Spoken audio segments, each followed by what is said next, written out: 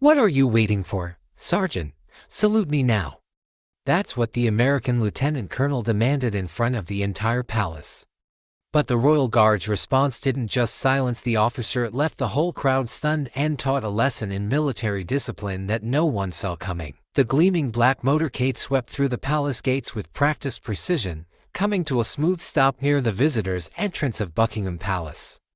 A light morning mist hung in the air, softening the edges of the historic stonework while amplifying the vibrant colors of the meticulously maintained gardens. The palace grounds bustled with the usual mix of tourists and official visitors, their excited murmurs creating a constant backdrop against which the day's events would unfold.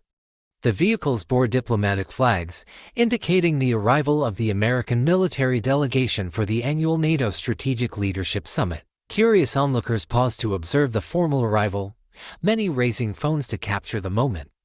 Lieutenant Colonel Jackson Hayes of the United States Marine Corps stepped out, adjusting his immaculate uniform with military precision. Each medal and ribbon told the story of a distinguished career spanning multiple combat zones.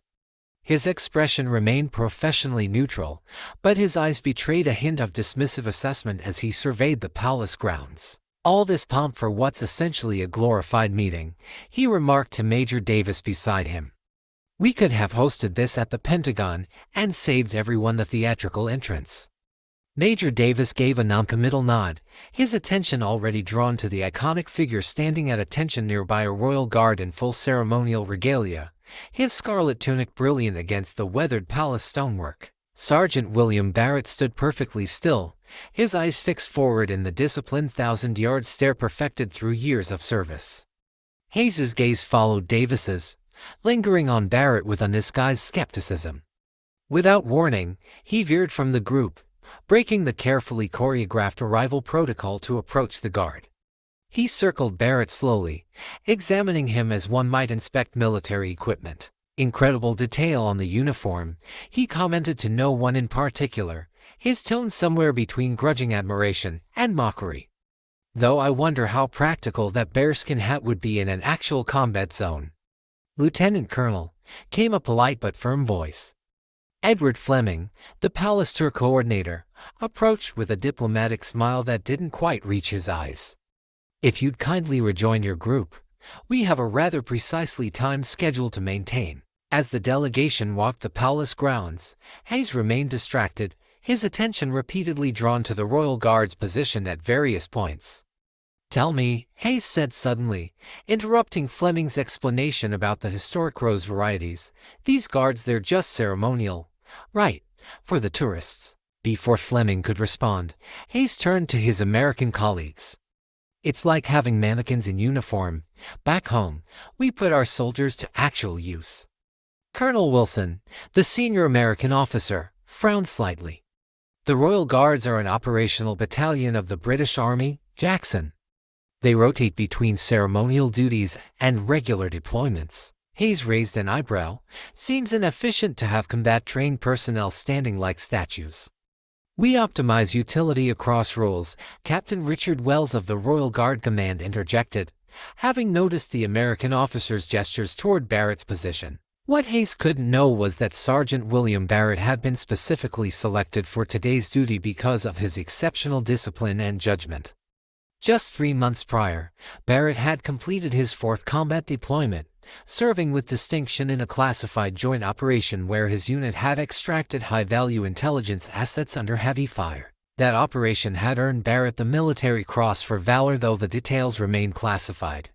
His personnel file contained commendations from American Special Forces commanders, who had described him as inflappable under extreme pressure and exhibiting extraordinary discipline in chaotic conditions. The same qualities that made him exceptional in combat made him perfect for Royal Guard duty, where the mental discipline required for ceremonial precision mirrored the control needed in battlefield situations.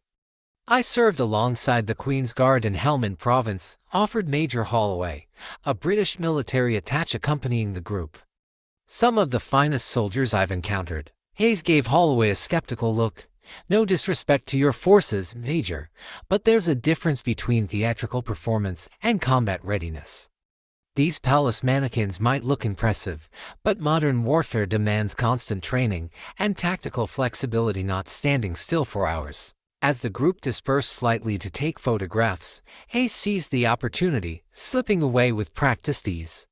He moved with purpose toward Sergeant Barrett's post, positioning himself directly in the guard's line of sight. "Impressive discipline," he remarked, his tone suggesting it was anything but. "Though I wonder what tactical advantage comes from standing motionless while a potential threat evaluates your position." A small group of tourists had gathered nearby, sensing the unusual interaction. Most visitors maintained a respectful distance from the guards, but Hayes closed to within arm's length, examining Barrett with the critical eye of a drill instructor. "In the Corps, we train our Marines to respond to threats, not ignore them," Hayes continued, circling Barrett slowly. "This ceremonial rigidity might look good on postcards, but military effectiveness is measured by adaptability. Wouldn't you agree?" Barrett remained perfectly still, giving no indication he'd heard the provocative comments. "Lieutenant Colonel," called Major Davis, who had noticed Hayes's absence and followed him. "The delegation is moving on." Hayes waved him off without looking back. "Just having a professional exchange with our British counterpart here." His emphasis on professional carried unmistakable sarcasm. Davis finally succeeded in pulling Hayes away, but the lieutenant colonel paused, looking directly into Barrett's eyes. "We'll continue this discussion later, Sergeant," he said, misreading the insignia on Barrett's uniform.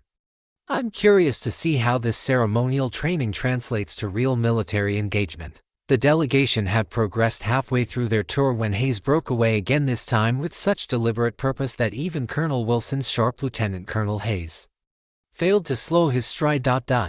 A larger crowd had gathered near the guard now, the mid-morning tour groups arriving with their cameras and guidebooks. Hayes positioned himself directly before Barrett, whose eyes remained fixed forward in perfect discipline. "Ladies and gentlemen," Hayes announced, his voice carrying the practiced authority of a senior officer addressing troops, "you're witnessing an interesting contrast in military philosophies today." He gestured toward Barrett. "This represents the British approach: ceremonial precision valued over combat readiness. In my 22 years with the United States Marine Corps, I have led men through 3 combat deployments: Baghdad, Fallujah, and Helmand Province.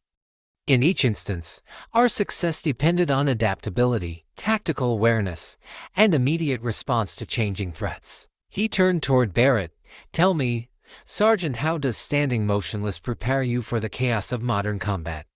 An elderly man in a blazer adorned with British military medals stepped closer. "Young man, you're out of line," he said quietly but firmly. "These guardsmen have served in the same combat zones you mention. Their ceremonial duty represents discipline, not deficiency." Hayes turned, assessing the older man with a quick glance at his medals. "With respect, sir, I'm simply highlighting different approaches to military readiness. A soldier who spends hours practicing standing still is not developing the tactical flexibility modern warfare demands." Hayes stepped even closer to Barrett, violating the respectful distance maintained by other visitors. "You know what impresses me about American forces?" he continued, his voice carrying across the grounds. "When a Marine is addressed by a superior officer, they respond. They engage. They don't hide behind ceremonial protocols." A woman in the crowd gasped as Hayes moved within inches of Barrett, close enough that his next words were meant for the guard alone, though they carried to those nearby. "Have you ever actually seen combat, Sergeant? Or did they put you here because you look good in red, Lieutenant Colonel Hayes?" Colonel Wilson's voice cut through the tension as he finally broke free from his diplomatic obligations. "Rejoin the delegation immediately." The delegation's scheduled viewing of the changing of the guard ceremony provided Hayes with his opportunity. As the crowd shifted position for better viewing angles, he slipped away unnoticed, moving with purposeful strides toward Barrett's post. By the time Major Davis realized his colleague had disappeared again, Hayes was already approaching Barrett, whose perfect stillness remained unbroken despite the earlier confrontations. "Your ceremonial changing of the guard is quite the performance," Hayes announced as he positioned himself directly in Barrett's line of sight. "Impressive choreography, I'll grant you that. But in the Marines, we change posts with efficiency, not pageantry." Let me explain something about military protocol, Hayes continued, projecting his voice like a lecturer addressing a classroom. Across NATO forces, there exists a universal understanding of chain of command. Regardless of national differences, military courtesy demands that junior officers acknowledge senior officers. He tapped the insignia on his own uniform, Lieutenant Colonel, United States Marine Corps, combat decorations from 3 theaters of operation. Command experience in joint force operations. His finger jabbed toward Barrett. And you? A sergeant whose primary skill is standing still. Hayes began to circle Barrett with the measured pace of a drill instructor inspecting a recruit. Your uniform is impressive, Sergeant. Very historical. His tone made the words sound like an insult. He reached out suddenly, touching the sleeve of Barrett's scarlet tunic between thumb and forefinger. Well, in combat conditions, this would be a liability. The crowd tensed collectively at the physical contact. Everyone who visited the palace knew the cardinal rule: never touch the guards. He just touched him. A young American tourist whispered loudly to her companion, "You're not supposed to do that." Hayes's hand moved toward Barrett's rifle, fingers brushing against the barrel as he commented, "Ceremonial weapon or actually functional?" An audible murmur ran through the gathering crowd at this second violation of protocol. Palace security personnel were moving closer now, though still maintaining diplomatic discretion given the visitor's military status. Hayes positioned himself squarely before Barrett, deliberately blocking his line of sight, a third violation of the clearly posted protocols for visitors. The difference is responsiveness, Hayes continued.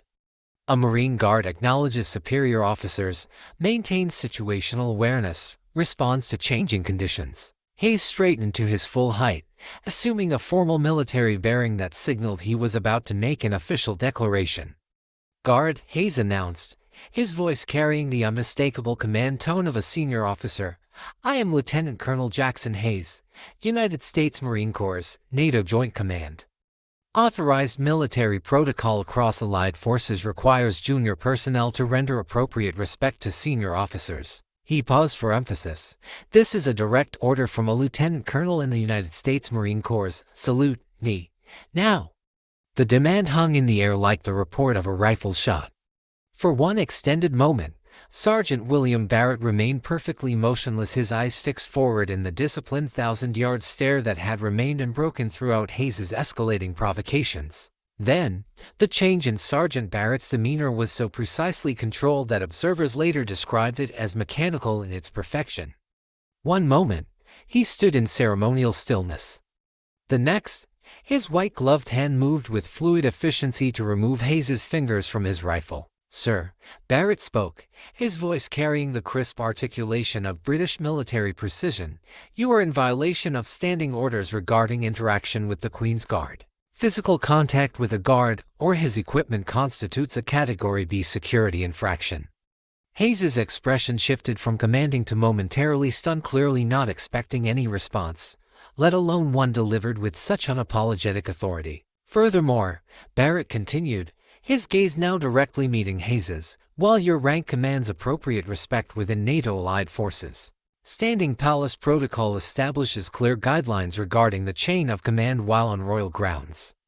The Queen's Guard operates under the direct authority of the Crown, not NATO command structure." Barrett recited from memory with mechanical precision. Standing Order 157 specifically addresses interaction with allied military personnel. Guards will maintain position and bearing regardless of visiting military rank, as their oath is sworn first to the sovereign. He paused, ensuring his words carried the full weight of military regulation. "My duty is to the Crown first, Lieutenant Colonel. That duty includes maintaining prescribed position, bearing, and protocol regardless of external military authority." His delivery remained respectful yet unyielding.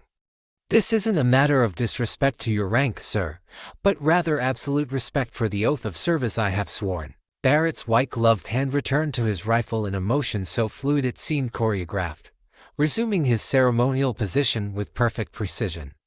"I must respectfully request you step back to the designated viewing area and refrain from further physical contact with palace guards or equipment." Captain Richard Wells's voice broke the tension as he approached with measured strides. Lieutenant Colonel Hayes, I believe there might be some misunderstanding regarding protocol on palace grounds. Captain Wells, guard commander, he introduced himself with a crisp nod.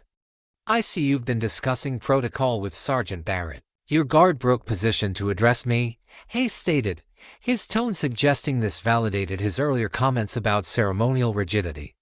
Indeed, sir, Captain Wells replied evenly. Sergeant Barrett followed Standing Order 157, Paragraph 3, in the event of physical contact or immediate security concerns, guards are authorized to respond with minimum necessary communication and action. His delivery was factual rather than defensive, a textbook response to the situation. The Queen's Guard operates under a unique command structure while on palace duty, Captain Wells explained as they moved to a more private corner of the palace grounds. While we acknowledge NATO command protocols in joint operations, palace grounds fall under the direct authority of the sovereign, superseding standard military chain of command for visiting officers. Hayes's posture remained rigid, his jaw clenched as he listened.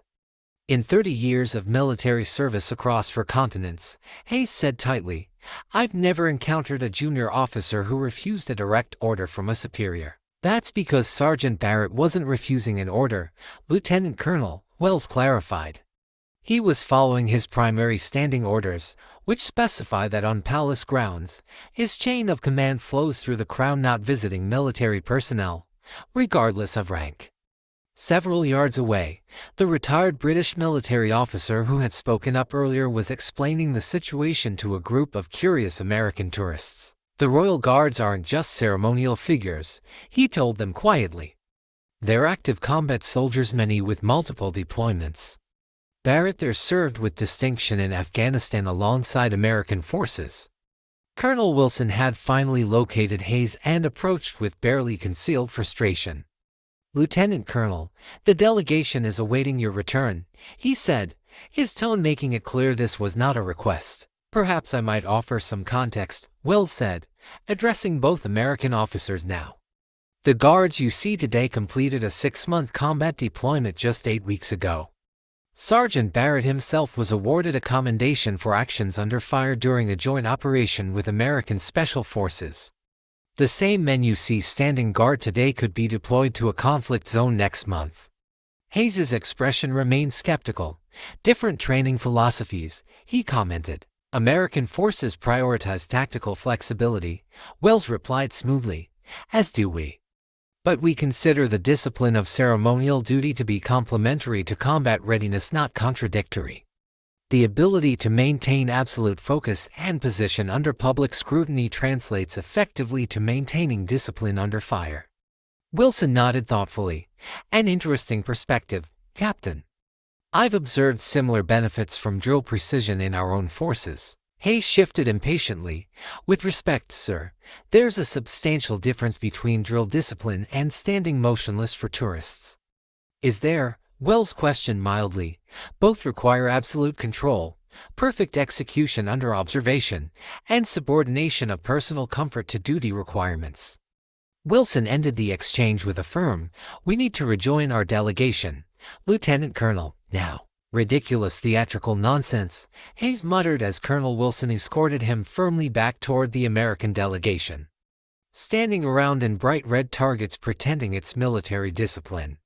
Lieutenant Colonel Hayes, Wilson said then, his voice carrying the quiet authority of a commanding officer who rarely needed to raise it. You've created a diplomatic incident on what was supposed to be a routine goodwill visit. They rejoined the American delegation, several officers glancing curiously at Hayes before diplomatically averting their eyes.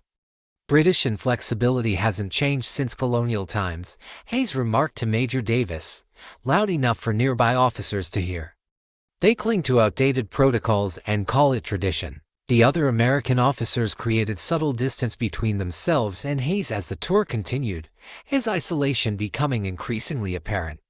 Across the palace grounds, Sergeant Barrett maintained his post with perfect composure.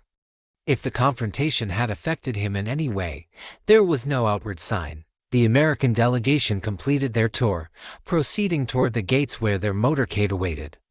As they passed near Barrett's post, Several officers including Colonel Wilson offered respectful nods, subtle acknowledgments of professional courtesy that pointedly excluded Hayes. "They're soldiers, not statues," Hayes said as they approached the vehicles, his voice carrying a defensive edge. "Military effectiveness is measured by adaptability, not theatrical performance." "Interesting perspective, Lieutenant Colonel," replied an American general who had remained silent throughout the earlier incidents. "Though I noted that Sergeant Barrett adapted quite effectively to your challenge." His response was both appropriate and professionally delivered. Hayes's expression tightened. "A rehearsed response to a predictable situation isn't adaptability, sir. It's script following." "Perhaps," the general mused, "but it resolved the situation decisively while maintaining protocol. Tactical objective achieved with minimum necessary force sounds rather effective to me." As the motorcade pulled away from the palace gates, Hayes stared stonily through the window, his reflection showing a man still convinced of his position despite the universal lack of support. In the distance, Barrett's scarlet uniform remained a vivid splash of color against the palace stonework, the guard's unwavering discipline the final image as the vehicles departed. What does true respect for military traditions look like across international boundaries? Today's story highlights how understanding different protocols matters more than imposing familiar standards when military cultures meet. While Lieutenant Colonel Hayes believed he was upholding proper military courtesy, he failed to recognize that respect includes acknowledging different chains of command and jurisdictions. The Queen's Guard exemplifies a unique military tradition where ceremonial precision and combat readiness exist in perfect balance. If you found this story meaningful, please hit that like button and subscribe to our channel for more tales that explore the deeper meanings behind the Royal Guard's unwavering discipline. Don't forget to click the notification bell so you'll know immediately when we post our next story. Share this video with someone who appreciates the values of duty, protocol, and mutual respect between different military traditions. We'd love to hear your thoughts in the comments below. Have you witnessed someone refusing to respect another country's traditions? How should military professionals handle cultural differences when working with international allies? If this story inspired you, make sure to like this video, share it with a friend, and subscribe to Guards Moments for more incredible stories of tradition, respect, and unexpected lessons. Hit that bell icon so you never miss a new story.